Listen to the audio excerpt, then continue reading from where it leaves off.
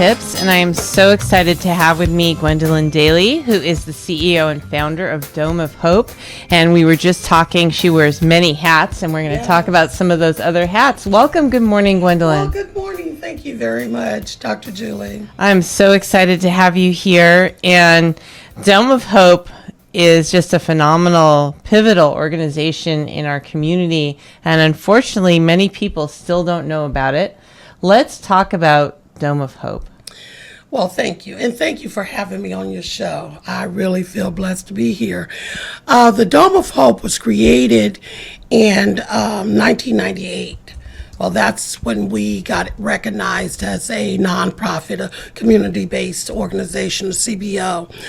We are a 501c3, but we started decades before, and we started right out of my mom's home in Southeast Stockton. We started with feeding the homeless.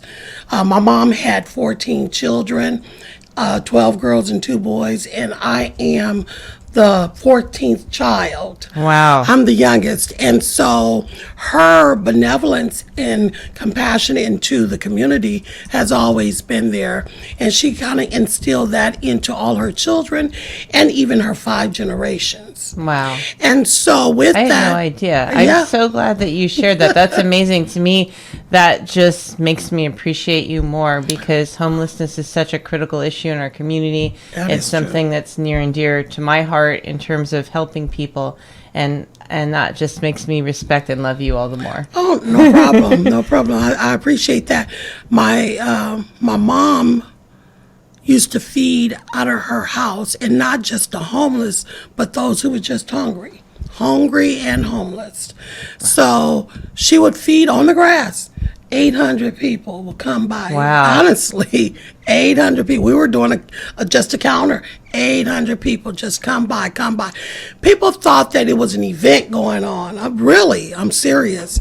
So 800 is a lot of people. It's a lot of people. We did that Wow. as well. We served over 800 when we first started feeding the homeless. Back then, people was not feeding on Thanksgiving Day. They were actually feeding the day before or the week of.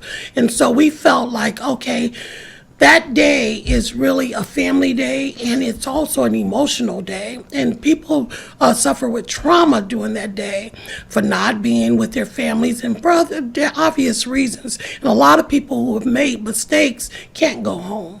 And they live right in the city. Some live next door to each other and can't communicate and connect with each other. That's sad. That's so tragic. we did everything that we could to bring the dinner to them.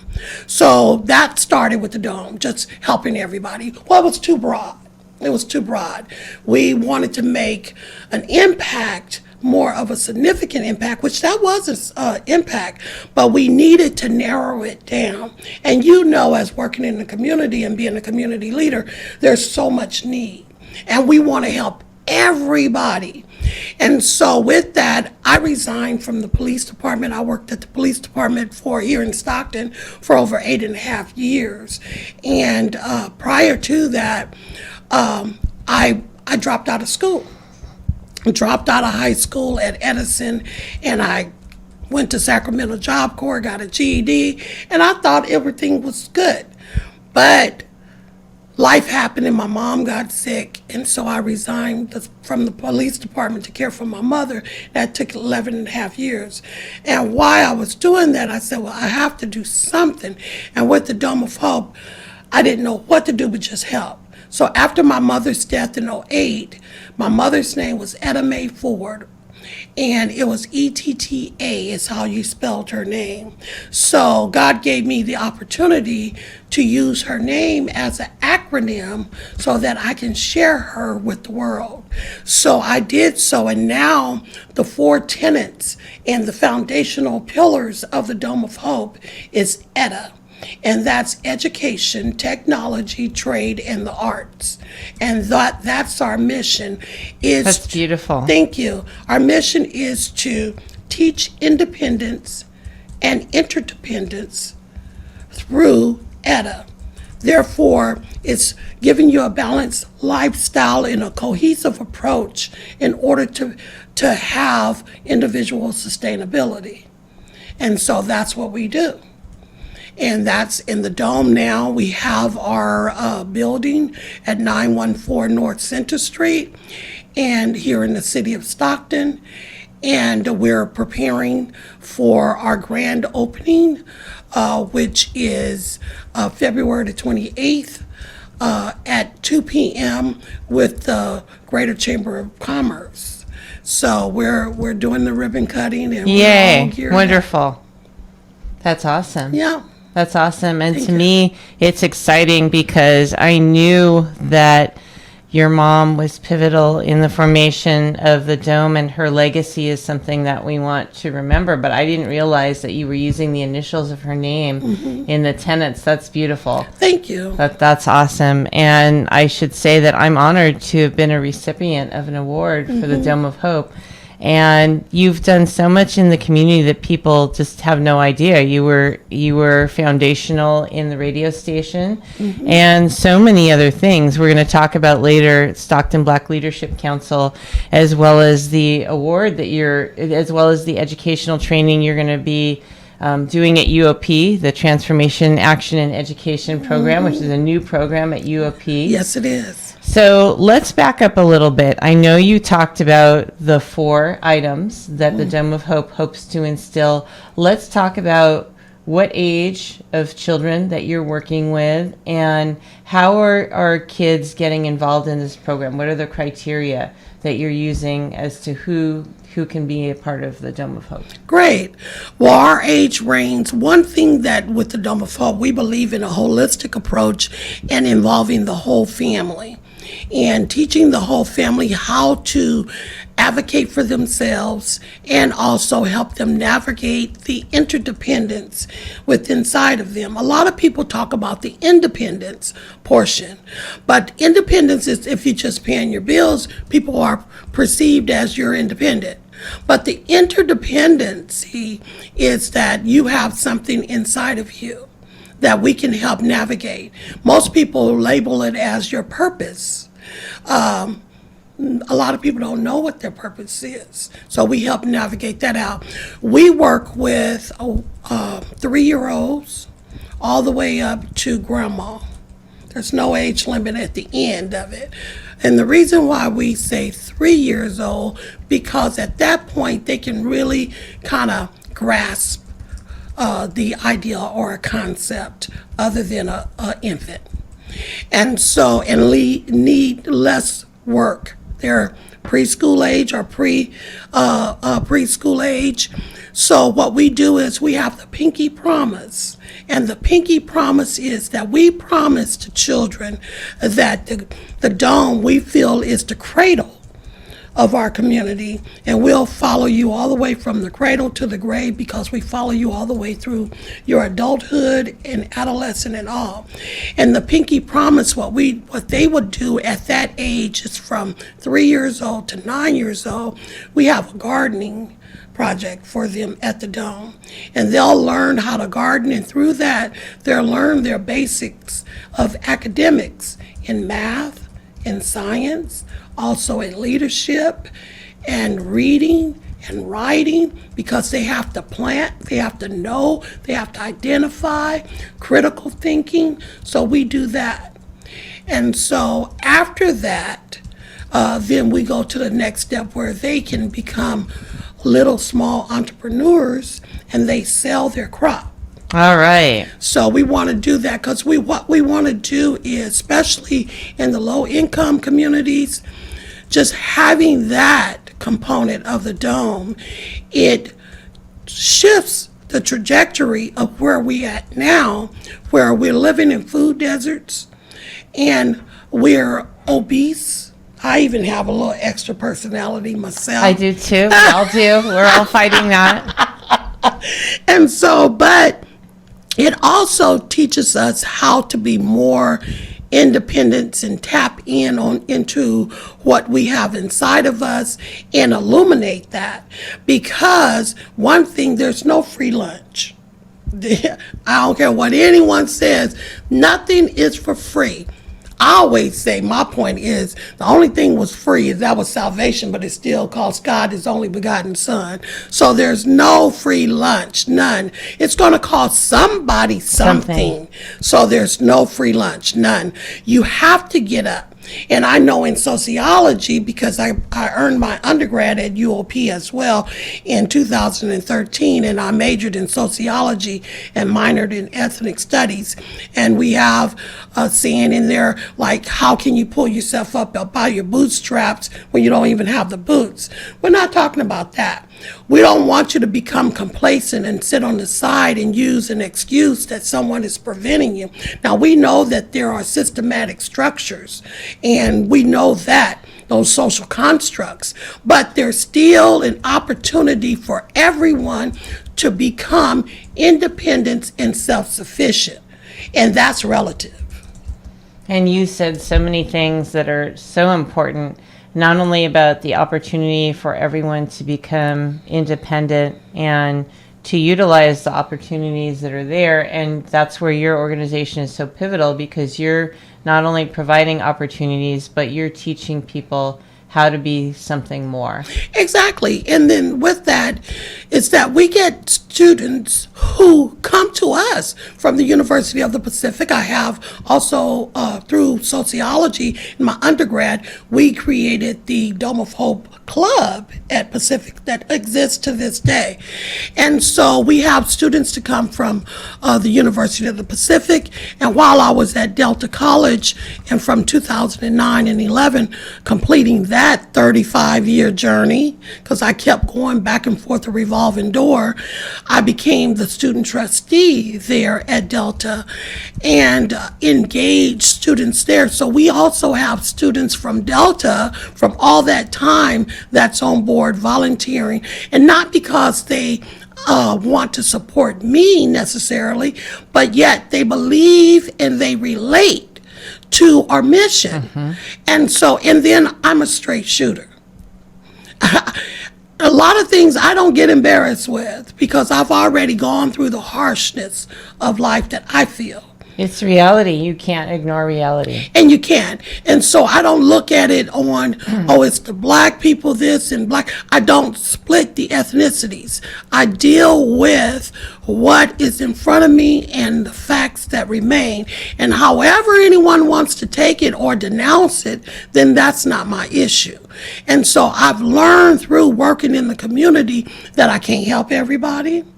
I can't please everybody either, and that I have to have my truth, and to be able to identify that my truth may not be the truth, but it is what I know until I know better. And then when I learn better, like Dr. Angela say, then you should do better. And that's what I try to do. I'm 56 years old, and I want my life to be, when you come to my homegoing celebration, I want you to say that I tried. I kept my word.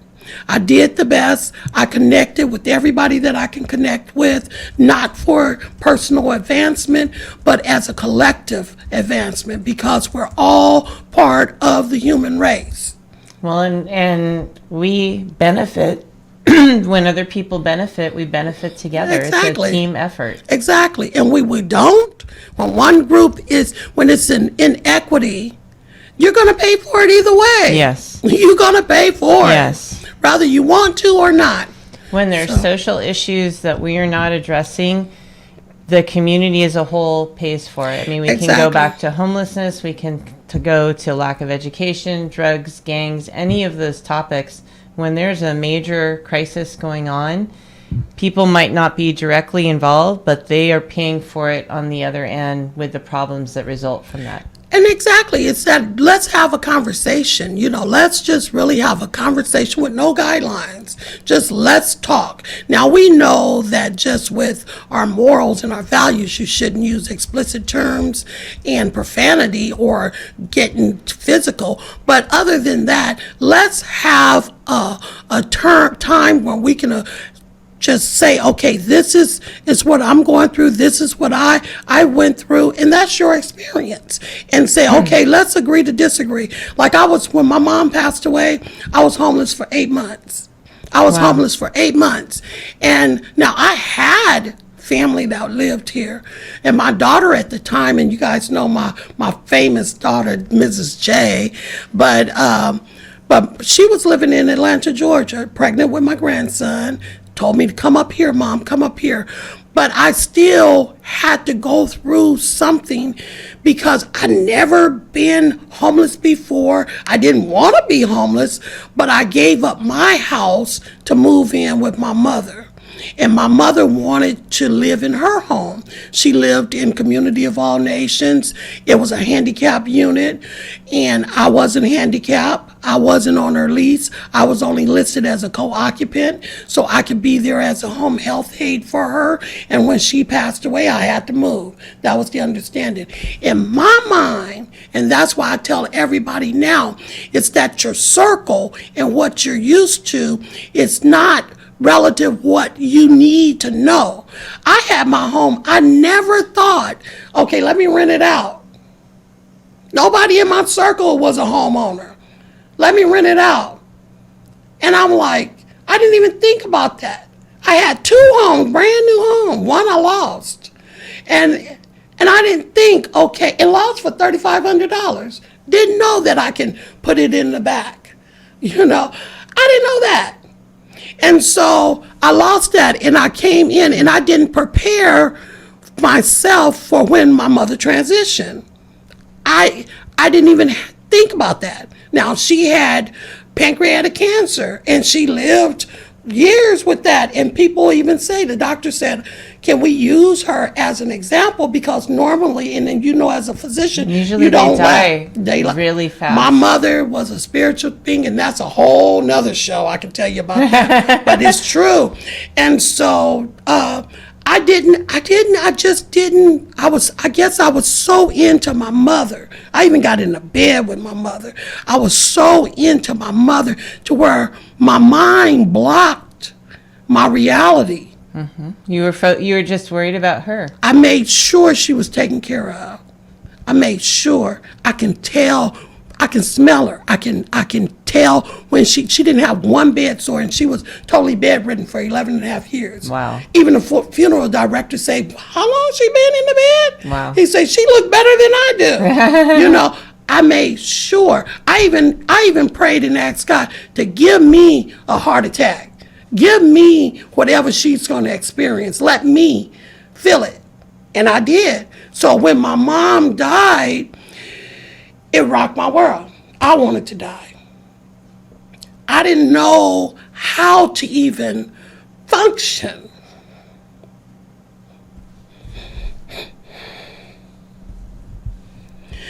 So I continued on, excuse me, Lord.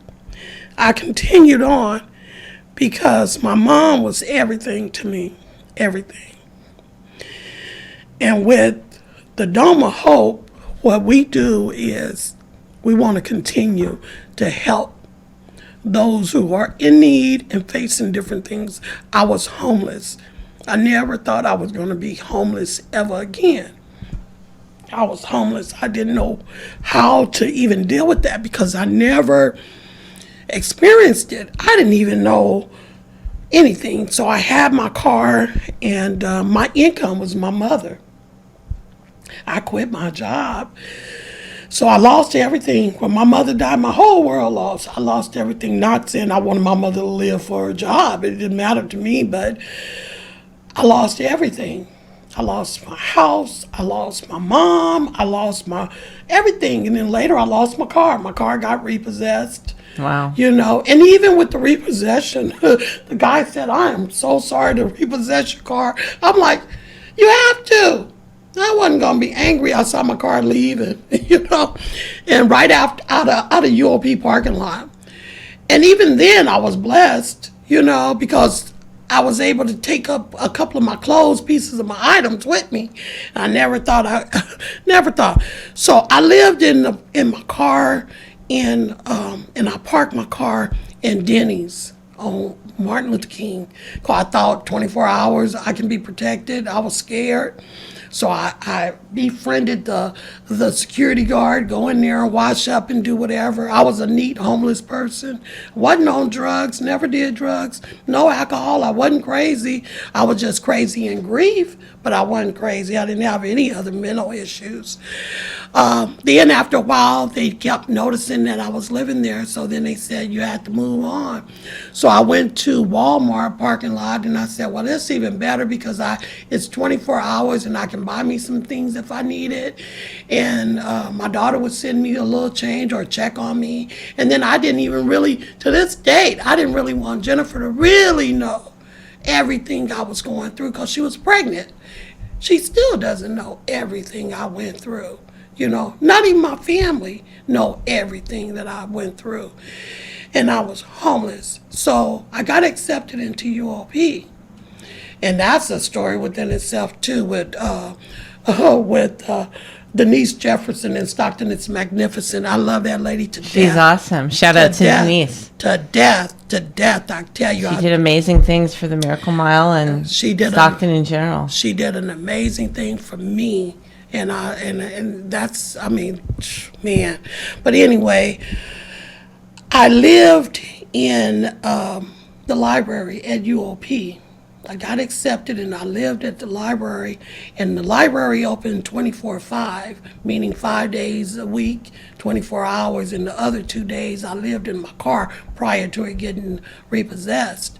And I befriended a little janitor. Her name was Miss Candy in the library. She lived out in Escalon, and she would come and talk and notice. And I didn't even know that at a certain time early in the morning that they turn on the air conditioner because of all the heaters heating up on the computers. And I was just shaking and freezing. I didn't have any clothes or anything. And she brought me a blanket. Oh. And my sister gave me a heating pad, but my sister didn't even know I was living there. And someone found out and told Dr. Lisa Cooper Wilkins, she's now the VP over at Delta College, and Allison Dumas, who is now the director, I believe, in a position at UOP. And they gave me a dormitory room and helped me get on my feet. And while in class in sociology, one of my instructors, Dr. Allison Alcon, that lady, I'm telling you, all three of them is fantastic. But Dr. Alcon, man, she's a little short Jewish lady. she helped me. She helped me get my life together. And it set the foundation for the dome. That's why I said with homelessness, it's not going to be ever being able to solve it when you have never been there. Well, and you understand. I understand. And your story is amazing because a lot of people have this perception that homelessness is just from people using drugs, and they don't understand that there's underlying factors and there's reasons that people may want to be numb continuously because of experiences. And any one of us could be homeless. If you lose a couple paychecks, you could find yourself living in your car. And especially with the cost of living exponentially high, there was just an article in the Record yesterday about how rapidly the rents are rising in Stockton. And no longer can you have just a minimum wage job and really be one person and sustain your cost of living. It's really not possible. This is true. Look, so many things happened to me, and I had to go through that in order to be able to identify with the clients and the residents that I'm serving. And everybody that works in a public interest is a community servant. Everybody. So we're serving the public. So how could I be effective if I never went through anything? And I cried because it touched my heart, but I'm not weak. But, you're definitely not weak. You're a force to be reckoned with. You're definitely not weak. But I needed to go through that. In order to do what I said is my purpose. So you got to be careful what you say that your purpose is, and you got to be careful what you pray for, because you just might get it. So I needed to go through that. At the time, I didn't understand it, but now that I've grown and matured enough, I needed to go through that. And I applied when I was working for my mom, and I said, well, I want to try to get an apartment of my own. And I made $20 over the limit of what they qualified for as low income. $20. So if you're, cause like I'm in a funk type of place now. I'm too young to retire. I'm too old to just start a career. But yet, cause I get ageism all the time. I don't hardly ever get racism. I get the ageism, unless other than the systematic change. But yet and still, I don't have any dependents. So I can't qualify for anything because I don't have any dependents. So you get nailed if you don't have so many children. And so that's a hit. And so I'm work eligible,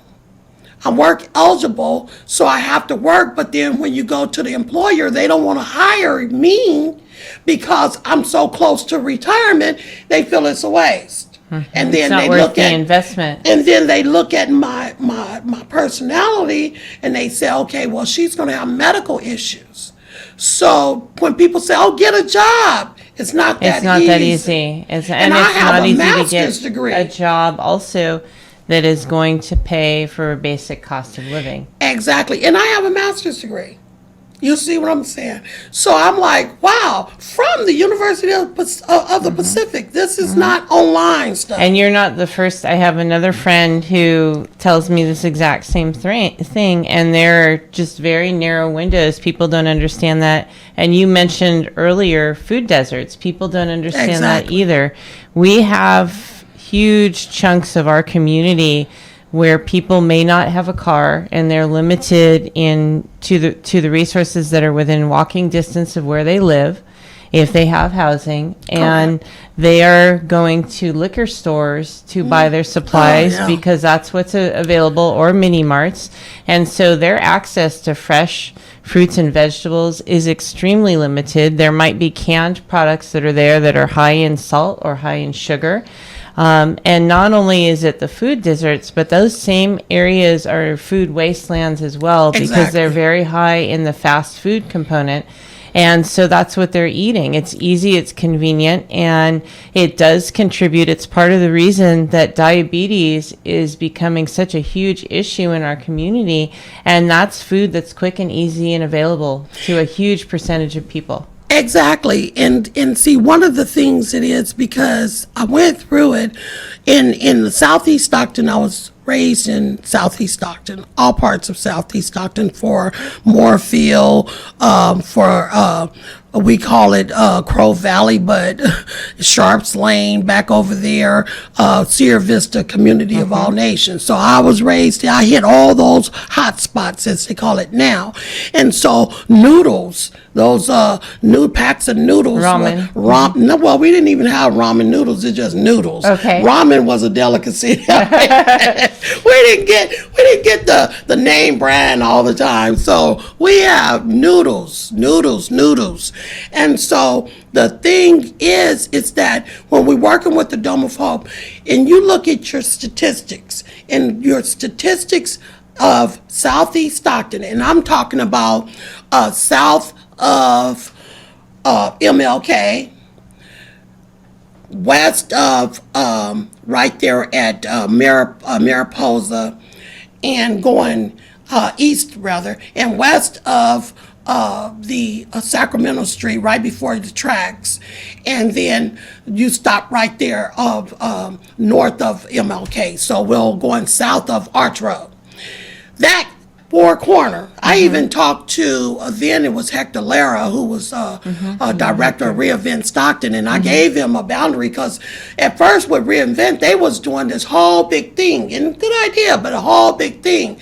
And too broad, and a lot of people that works on there, even now, they don't even live there. They don't know, they don't have that concept of what. So I gave him the perimeter, and he was like, oh, okay. So he drew a map.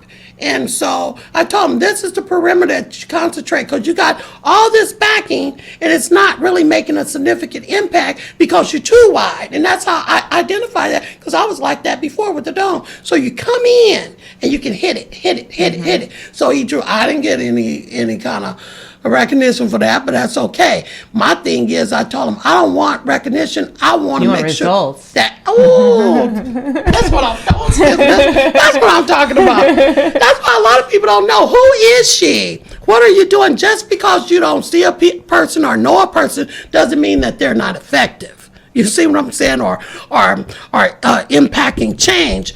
So I was telling them that here we have kids in that who are, because we do a mobile tutorial as well for 10 years old to 13 years old, because they're involuntarily assuming the role as the head of the household.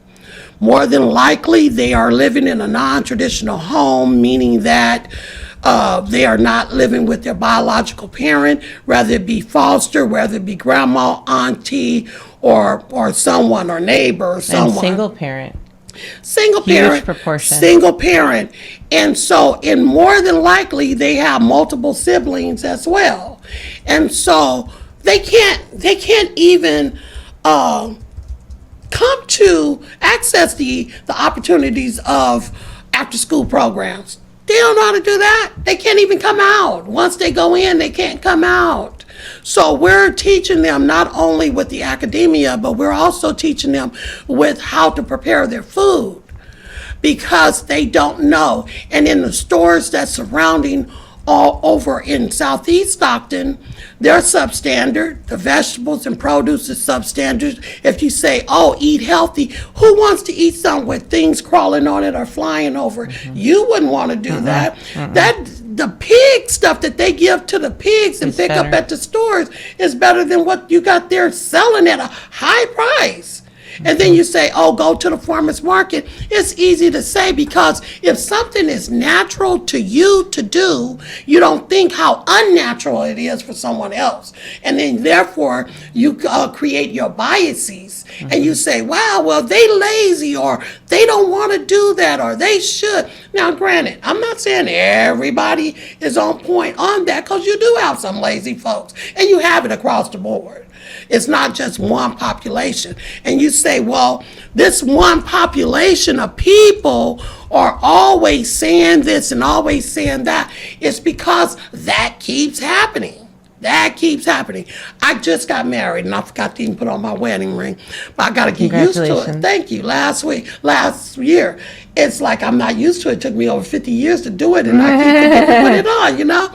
But anyway, my husband said, well, sweetheart, you keep saying the same thing. And because I asked him to do something, he's like, you keep saying, well, until you do it. Because this is still happening. You know, do it. Or let's talk about it. Tell me why you're not doing it. And that's the point that I feel that in our community, that people say, well, they're saying the same thing because there's no resolution. Yes, it hasn't changed. You have to hear me. You have to hear me. I'm not invisible. Hear me. See me.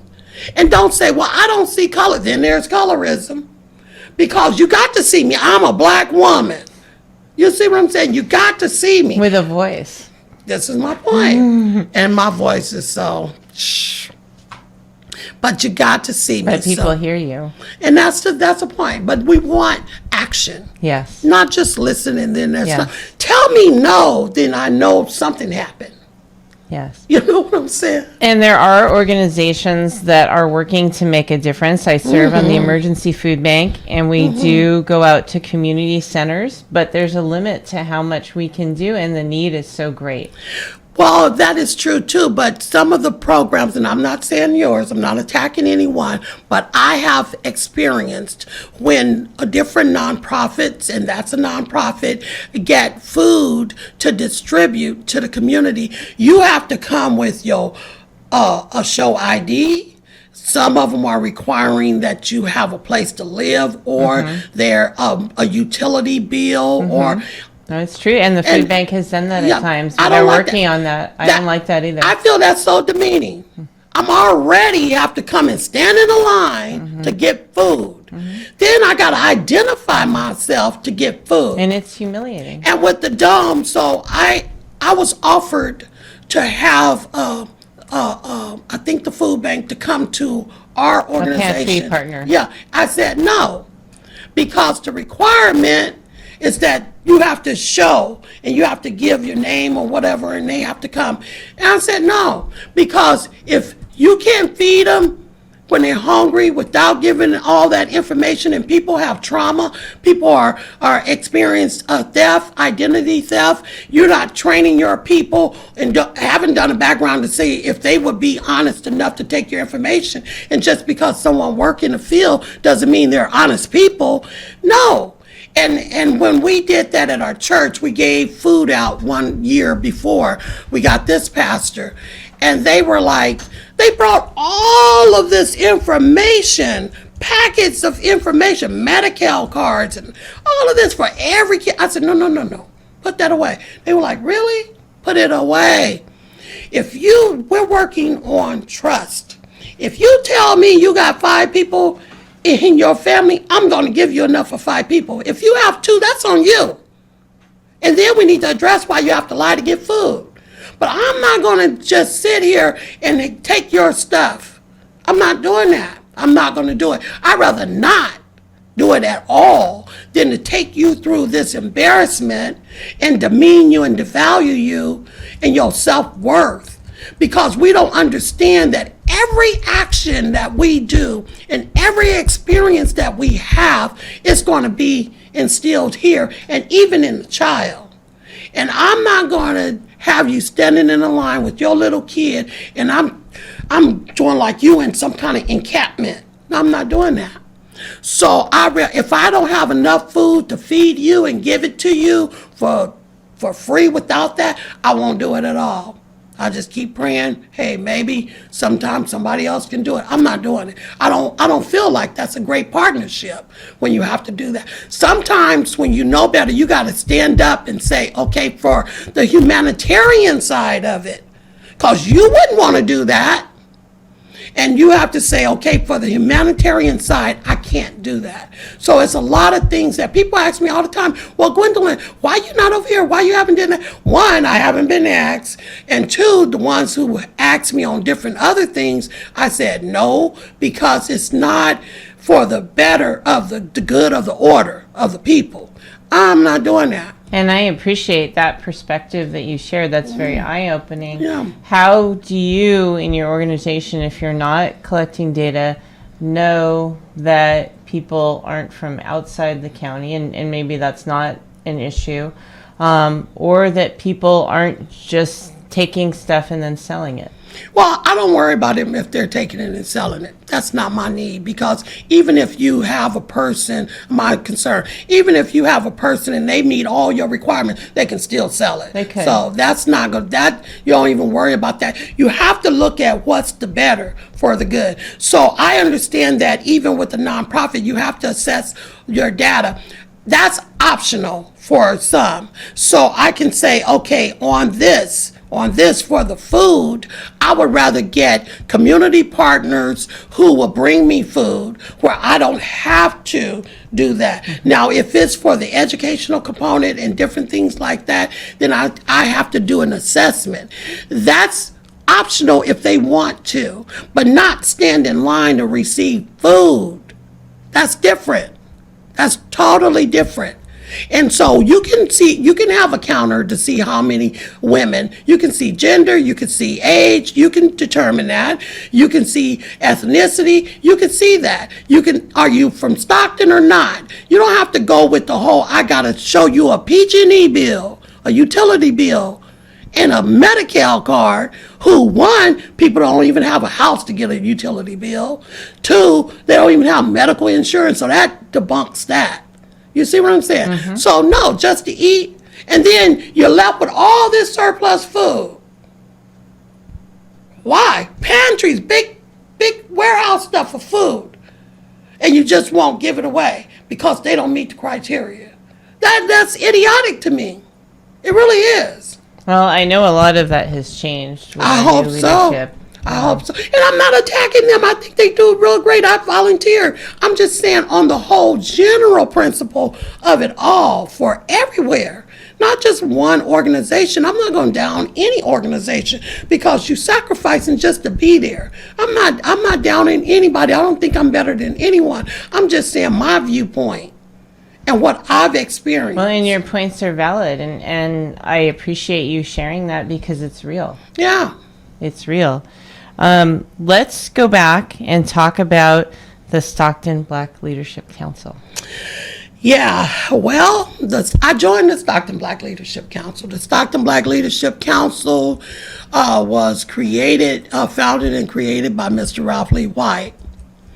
And I really feel that what the Stockton Black Leadership Council is necessary in our community. I really do. For his mission was just, one, no black on black crime. Two, is that we learn as the African or black community that we learn our history of when we were free. And he goes back, and those are the two main missions from my knowledge, could be more, but from my knowledge of why he created this. And each year for over a decade, he's had what he called Freedom Day Parade and God's Appreciation Day dinner in that evening on January the 1st. He acknowledges the point of when Abraham Lincoln signed the Emancipation Proclamation in 1863, January the 1st, stating that all slaves, or declaring that all slaves was free. Now, we as a race of people do not understand that, don't have knowledge of that. The majority really don't even know that. Because when we think of the Emancipation Proclamation, we think of it as a freedom of everybody, but not just on the slavery end. We don't see that. So as a nation, we have in the black community to educate, and also illuminate, we celebrate Juneteenth Day, which we do here in Stockton. It's a big deal. And that's on June 19th. So what we celebrate is somewhat correct, but it's not really proper. And the reason why I say that is because although the slaves were freed January the 1st in 1863, it took over six months to June the 19th for the slaves in Texas to receive that message. Now, I'm sure the slave owners received it before, but they had free labor, so they wasn't going to tell anybody. So it allowed us to wait. It caused them to wait to that 6 months in Texas. So in Texas, they had this big celebration, and it was on June 19th when they were informed that they were free. So the Texans have created the Juneteenth Day, which everybody across, all the black folks across the nation accepted that as Freedom Day. But January the 1st was the day of freedom. And if someone wants to participate in the January 1st events, how do they do that? They can call Ralph White, they can call myself, and it's usually on Facebook also. It's also on Facebook. But the parade, I think it was very interesting because I haven't participated. I've never participated in the parade, but I've always went to the Freedom Day dinner. The parade, what was interesting, it begins on at the fairgrounds, and it comes through Southeast Stockton. And what Ralph wanted to do was, he thought, hey, it's quite interesting that a lot of people on the south side, like you previously stated, has transportation insecurities, nor have they ever went past their little boundaries. You'll be surprised, a lot of people have not even been on the downtown, out north, they stay clustered. So what Ralph was saying, let's bring the parade to them. And I like that. He did that. Too. And then on God's Appreciation Day, he acknowledged where it's in the Bible where God said on the first day of the first month. And so that's where he went in and he has God Appreciation Day to honor that. He said, just like the Jewish honor Passover. And this is what he was saying. So I agree with that. And so a lot of people misconstrued and say, okay, I don't want to talk, I don't want to deal with him, or the support is overall for Ralph, for the Stockton Black Leadership Council. But I think that where we as a society, we get mixed up and misled we get enamored with the personality of a person and not with the mission or the purpose of the person. And I feel that that's a misstep. I really, really do. Because and it's not good leadership, where you can't detach yourself from your thought of, I don't like him because, and probably haven't even met him, or because what I heard, and not so much to what you have experienced of that person. So I don't allow people to tell me who I can associate with or not. I just don't. I really don't. If they don't want to work with me because I'm working with someone else, then I don't need your relationship.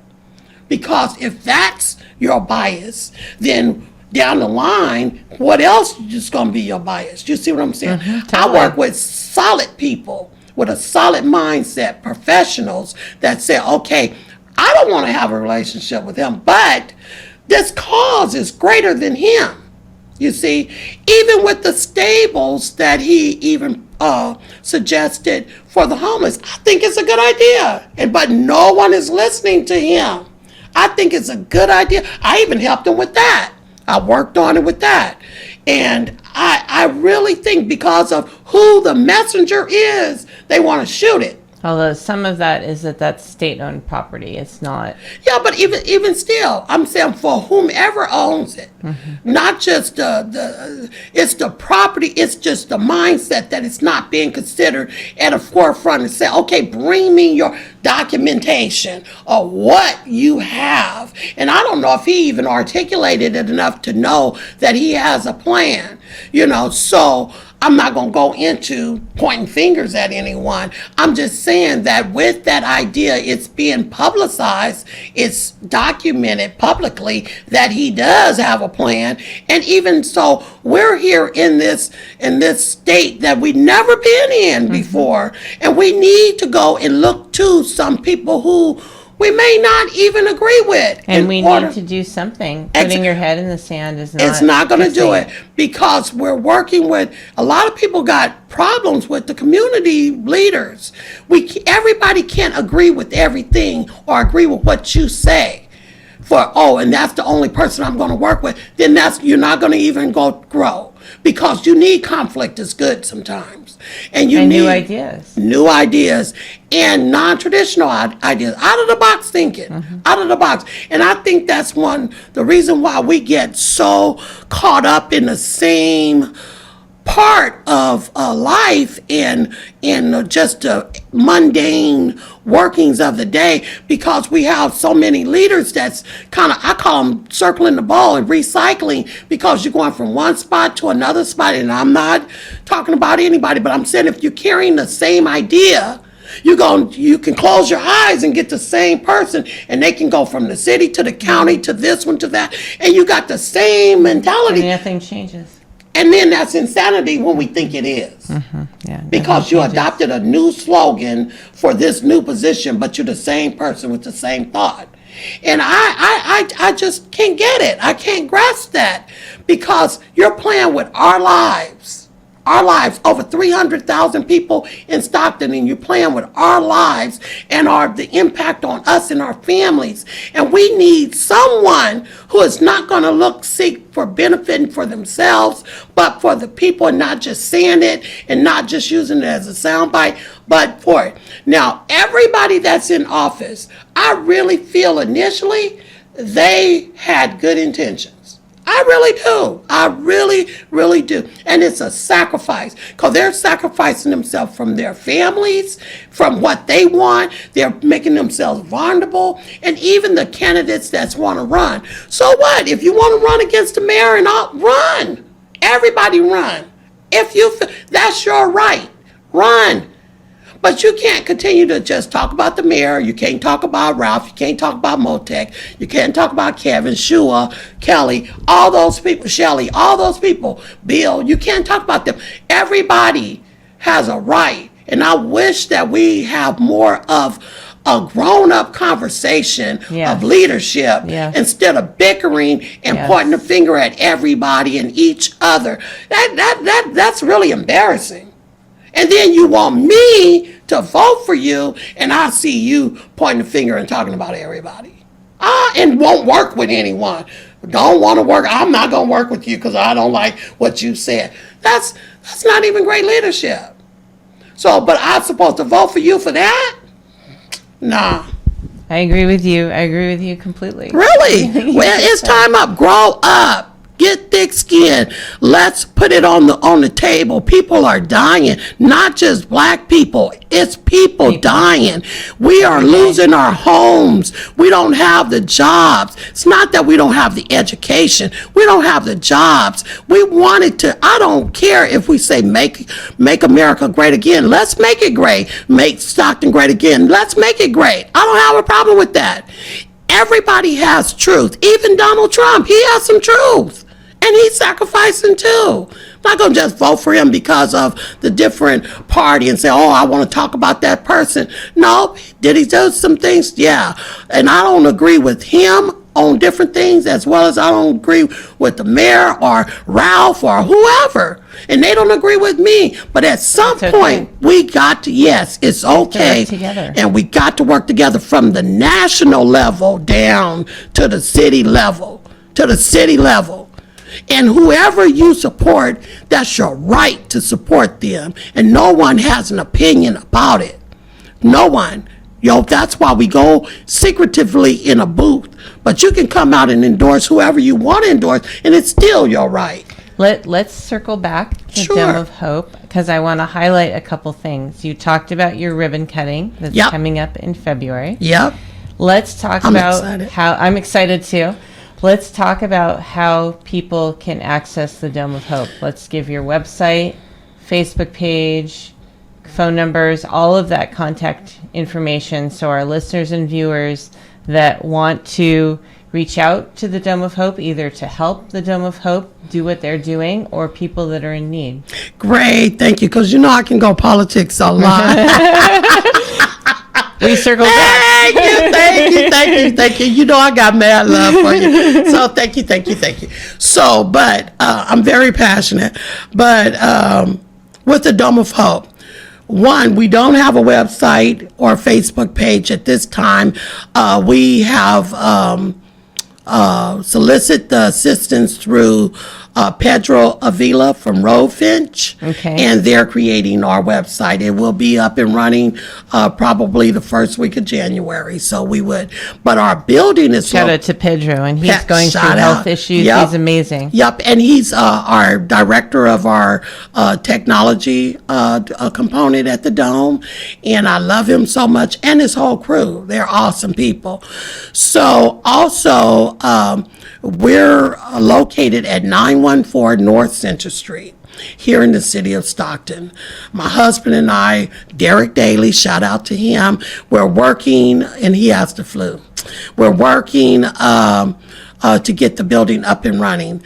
My phone number is 209-271-1288. That's 209-271-1288. You can reach me, leave a message, I'll return your call, or you can send an email to my email. It's G, as my first initial, G Dailey, Dailey, 209 at Gmail, Dailey, Dailey, 209 at Gmail. And our grand opening is scheduled. We slated that for Friday, February the 28th at 2 p.m. Now, February is a leap year too. We had 2020 as a leap year, so we're leaping into action. Perfect. So it's our leap year. You can come. Now, what we need at the Dome, we got donations. Shout out to the University of the Pacific. I love them. They donated their furniture from the library. They renovated their library. They donated the furniture there.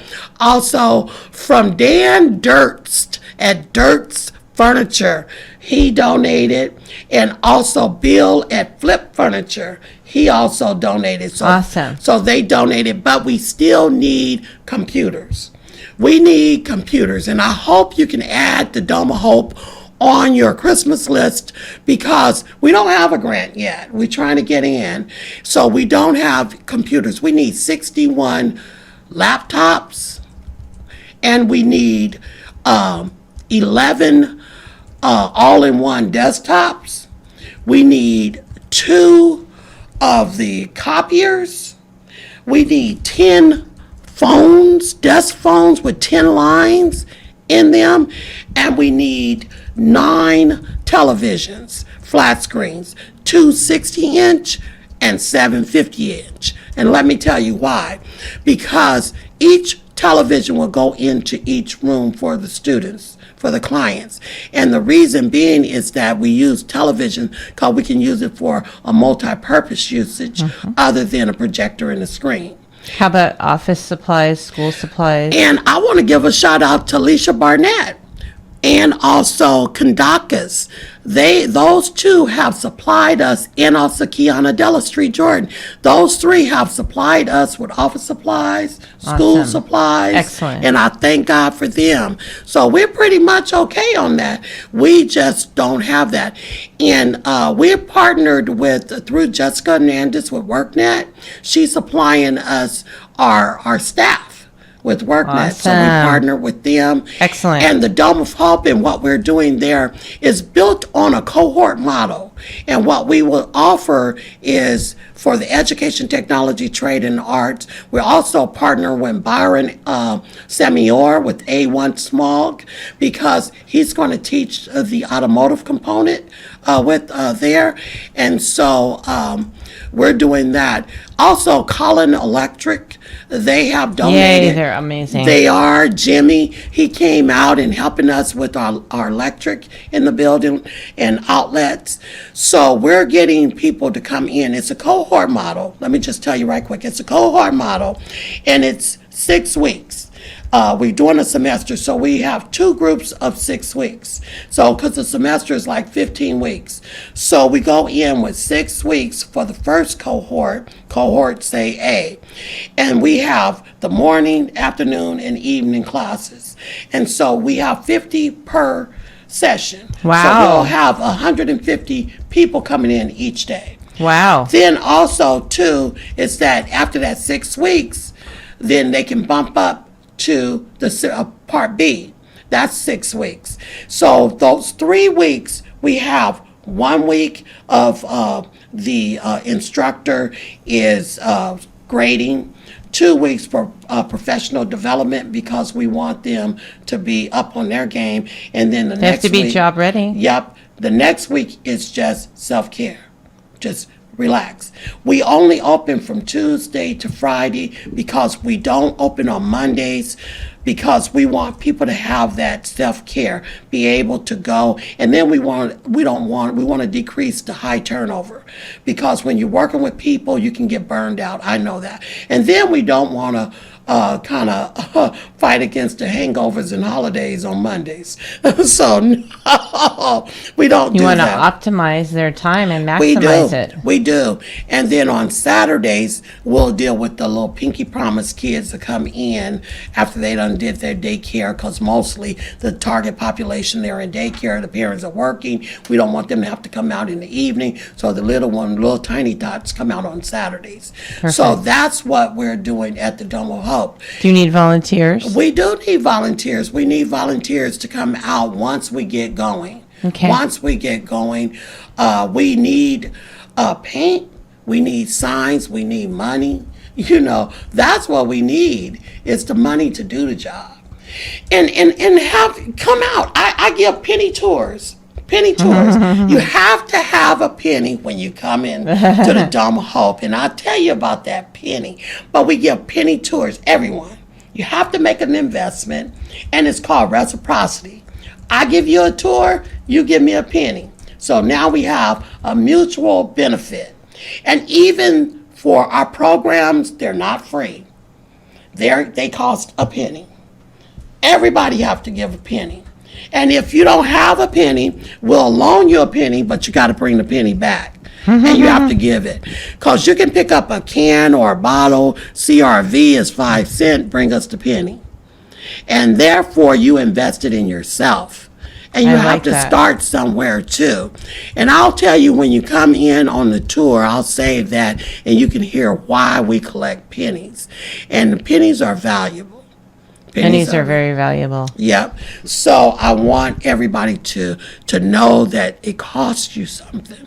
And they should invest in themselves, and they're valuable. And I love that you're helping people find their inner value and do more than they are. Exactly. And I want to thank you so much for being here today. I just I'm admire glad to you. be here. Thank you. You're phenomenal. And with that, I'm going to sign off. I am the